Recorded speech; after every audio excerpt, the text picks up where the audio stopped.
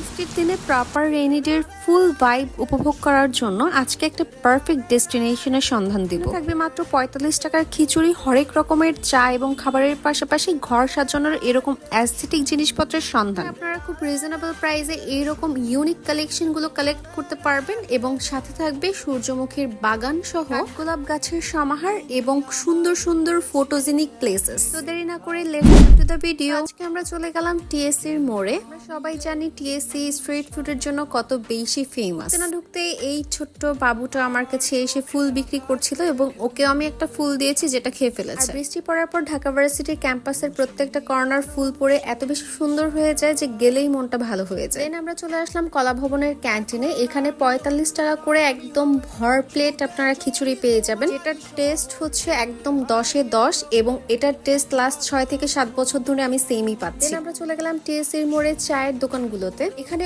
অনেক ধরনের চা পাওয়া যায়, কিন্তু আমার খাওয়া সেরা চা হচ্ছে দুধ চা এবং তেঁতুল চা। এখানে আসলে মোমো ট্রাই করতে ভুলবেন না, এদের পুদিনার চাটনিটা কিন্তু একদম মারাত্মক লেভেলের টেস্টি হয়। এরপর চলে এসেছি দোয়েল চত্বরে। এখানে সব ধরনের ঘর সাজানোর অ্যাস্থেটিক জিনিসপত্র পেয়ে যাবেন। প্লেটগুলা এত বেশি সুন্দর ছিল, আমি প্রতিবারই ভাবি কোনো কিছু কিনবো না, বাট প্রত্যেকবারই এসে নতুন কোনো না কোনো কিছু কিনে নিয়ে যাই। এখানে আসার পরে এত সুন্দর সূর্যমুখী ফুলগুলো দেখে একদম মন ভালো হয়ে গেছে।